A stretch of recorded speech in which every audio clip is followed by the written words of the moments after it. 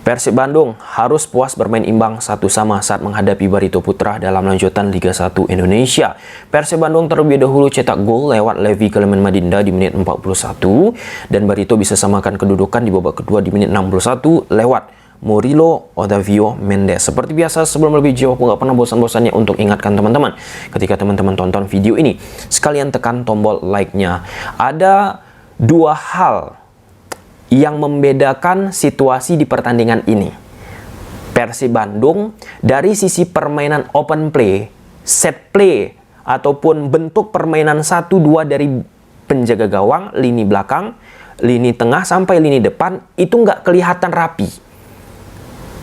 Sebaliknya, Barito Putra, meski build up yang mereka lakukan berulang kali gagal untuk bisa menembus pertahanan dari Persib Bandung, terlihat jelas ide gagasan yang dimiliki oleh Coach Rahmat Darmawan bersama Barito Putra. Ini untuk kesekian kalinya, 2-3 pertandingan ke belakang. Sudah kita bahas lewat kanal YouTube Tommy Deski. Persib sangat-sangat berbahaya dari sisi turnover, transisi dari bertahan ke menyerang. Saat Barito Putra gagal membangun serangan ataupun gagal bisa menciptakan situasi berbahaya lewat attacking yang coba mereka ciptakan. Nah, dan ini pun untuk kesekian kalinya lagi. Efisiensi di depan gawang bagi Persib Bandung nggak klinis, nggak clinical. Dan dari 90 menit pertandingan ini berlangsung, Persib Bandung melakukan 4 kali on target. Hanya 1 tercipta gol. Ya, kalau misalnya kita jujur-jujuran, fair-fairan, setidaknya Persib Bandung bisa menciptakan lebih dari 1 gol. Contoh, ada 1 momen lewat Ezra Walian yang sudah berdiri bebas, yang sudah memiliki angle sudut yang sangat nyaman, tapi ini yang aku sampaikan tadi, efektivitas di depan gawang nggak begitu mumpuni. Nah, sedangkan Barito Putra yang aku sebutkan tadi, meski mereka terus merepetisi, terus mengulang-ulangi bentuk permainan build up yang mereka bangun dan gagal, tapi idenya, gagasannya jelas. Nah, bagaimana? Kalau kita lihat susunan formasi, teman-teman, sumber aku dari lapangbola.com, Persib Bandung itu pakai pola 1-4-2-3-1. Di belakang ada Pitrol, 4 back ada 1 fullback kiri, Alberto, dan Nick Weaver sebagai center back, fullback kanan ada Rahmat Irianto. Di tengah, Deddy Kusnandar dan McLeod. Kemudian 3 pemain di belakang David Da Silva sebagai striker, ada Ezra Walian sebagai sayap kiri, Levi Clement Madinda di belakang David, dan Beckham Putra di sayap kanan. Nah, Barito Putra pakai pola 5-3-2. Di belakang ada Ega Reski, kemudian 3 back Hasim Kipu. Hasim Kipu ini posisinya di center back sebelah kiri, nomor 85 di center back sebelah kanan. Renan Silva di tengah, teman-teman. Kemudian Bagas Kahvi sebagai wingback kanan, Buyung Ismu wingback kiri, kemudian 3 pemain di tengah, ada Bayu sebagai defensive midfielder, Mike Ott sebagai gelandang kanan, Konate sebagai gelandang kiri, Gustavo Henrique sebagai striker bersama Murilo Otavio. Apa rapinya, apa ide gagasan yang jelas yang dimiliki oleh Coach Rahmat Darmawan bersama Barito?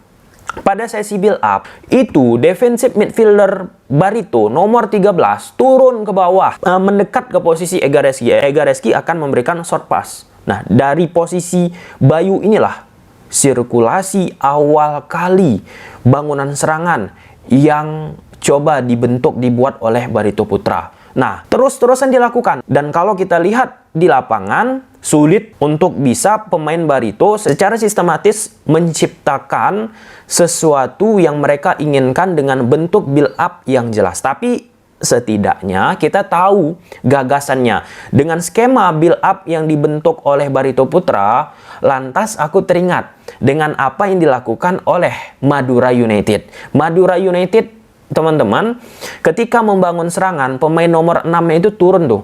ke bawah, mendekat ke posisi dari kiper. Meskipun tentu pendekatan dari Coach Rahmat Darmawan dan pelatih dari Madura United kalau kita compare ada perbedaannya. Khususnya kalau di laga ini Coach Rahmat Darmawan ketika tanpa bola pakai 5-3-2. Dan kalau kita bandingkan dengan Madura United, pola dasarnya 1-4-3-3 ataupun 1-4-2-3-1. Oke. Dan yang kedua, apa yang dicecar oleh Coach Rahmat Darmawan di laga ini? Terus-menerus mengeksploitasi sektor kiri permainan Persib Bandung.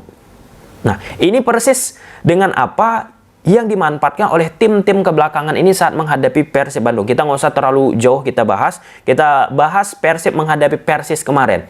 Nah, di situ Edo Febriansah di babak pertama dicecar habis-habisan. Dan ini sudah kita sampaikan di review pertandingan Persib menghadapi Persis juga. Dicecar habis-habisan. Nah, antitesis taktikal dilakukan oleh Boyan Hodak di babak kedua saat menghadapi Persis. Edo keluar, Daisuke Sato masuk. Dari sisi defensif, Daisuke Sato lebih mumpuni. Nah, di laga ini pun dari sektor kiri permainan Persib Bandung yang terus dicecar oleh Barito Putra lewat Bagas Kahvi, teman-teman, itu ya bisa aku katakan case close, bisa diantisipasi oleh Daisuke Sato dan back dari Persib Bandung di belakang. Nah, malapetaka terjadi di babak kedua. Malapetaka. Edo Febriansah yang coba menguasai bola lebih lama, teman-teman, di saat itu juga Daisuke Sato sudah bergerak ke depan untuk membantu Edo Febriansah, namun Edo Febriansah hilang bola. Nah, karena Daisuke Sato udah bergerak ke depan membantu Edo Febriansah, otomatis sektor yang terus-terusan dieksploitasi oleh pemain Barito Putra, yaitu di sektor kiri permainan Persib Bandung, bocor. Dan apa yang terjadi? Di sektor yang bocor tersebut saat pemain dari Persib Bandung sedang melakukan reorganisasi, disitulah dicecar ataupun diisi ruangnya oleh pemain Barito Putra. Murilo ya memanfaatkan situasi bola mentah dari tendangan yang dilakukan oleh pemain Barito, dan karena sektor kiri Persib Bandung kosong, Murilo mendapatkan kesempatan dan ruang untuk bisa melakukan tendangan. Nah, terlepas dari kesalahan yang dilakukan oleh pemain Persib Bandung dari situasi gol yang didapat oleh Barito Putra, dari sisi defense, teman-teman, dari sisi pertahanan, itu Persib Bandung sudah ini pun perlu diuji lagi kekuatan. Setidaknya di laga ini bisa menyulitkan pemain Barito Putra untuk bisa membangun serangan yang rapi dari penjaga gawang, lini belakang, tengah, sampai dengan depan. Dan di laga ini pun memang alot sih, memang kesalahan-kesalahan elementer, fundamental, teman-teman, sangat amat mempengaruhi. Gol dari Persib Bandung juga, Levi Clement Madinda. Ya, golnya sangat luar biasa, teman-teman, tapi kita harus mengatakan juga ada andil dari kesalahan lah ya, bisa aku katakan demikian, yang dilakukan oleh kiper dari Barito Putra, ataupun kurang begitu presisi. Nah, bahasanya lebih halus, lebih enak, kurang lebih memperhitungkan lagi ketika ia keluar dari posisi gawangnya. Nah, di saat itu Levi Clement Madinda mendapatkan ruang dan melakukan tendangan dari luar kotak penalti, dan salut aku, respect apa yang dilakukan. Oke, ada poin yang terakhir yang ingin aku sampaikan, teman-teman. Edo Febriansah aku fokuskan lagi. Mungkin pergantian Edo Febriansah di laga ini kurang begitu tepat ya. Kurang begitu tepat. Aku bukan katakan salah. Kurang begitu tepat di saat solidnya sudah defense yang dibentuk oleh Persib Bandung. Oke, kalaupun misalnya secara pribadi, teman-teman, kalaupun misalnya di beberapa pertandingan ke belakang kita sudah lihat nih, Edo Febriansah belum begitu tune in di sektor fullback kiri ataupun sayap sebelah kiri, mengapa tidak dicoba di sektor sayap kanan sebagai inverted winger, melakukan tusukan-tusukan seperti apa yang dilakukan pernah Coach Rahmat Darmawan bersama Rans Nusantara FC. Di saat Edo Febriansah nggak diletak di sektor sebelah kiri, diletak nih di sektor sebelah kanan. Jadi kita pun ada nih alternatif pilihan, alternatif pandangan melihat bagaimana peran dari Edo Febriansah. Aku bukan katakan Edo Febriansah jelek ya, teman-teman, tetapi ini udah menjadi highlight kita di 2-3 pertandingan ke belakang. Posisi dari Edo Febriansah ini menjadi salah satu posisi yang harus terus diimprovisasi oleh pelatih dari Persib Bandung. Lalu McLock, teman-teman, jujur nggak kelihatan di laga ini aksi yang dilakukan oleh McLock. Beckham Putra, oke, beberapa kali ia melakukan akselerasi, tapi crossing ataupun decision making akhir lah ya, final pass terakhirnya nggak begitu optimal, terlalu memaksakan crossing ataupun early crossing di saat pemain Persib Bandung kalah orang di lini pertahanan dari Barito Putra. Ezra Walian, tadi ada momentum yang sudah kita sampaikan. David da Silva ada satu peluang juga ya, yang mantap banget di depan gawang lewat serangan balik, tapi nggak bisa dioptimalisasikan. Nick Weavers, Alberto, terlepas dari satu gol kesalahan dari pemain Persib Bandung, ya solid defense Rahmat Irianto. Dan ya, kita lihat ke depannya bagaimana teman-teman Persib Bandung dan Barito Putra juga menampilkan permainan yang sangat luar biasa, determinasi. Murilo Otavio Mendes kembali menjadi pemain lah yang memberikan perbedaan di saat pemain-pemain Barito Putra kesulitan untuk bisa secara klinis dan rapi membentuk ide gagasan yang sudah dituangkan oleh Coach Rahmat Darmawan bersama Barito Putra. Oke, mungkin sampai sini aja dulu teman-teman videonya.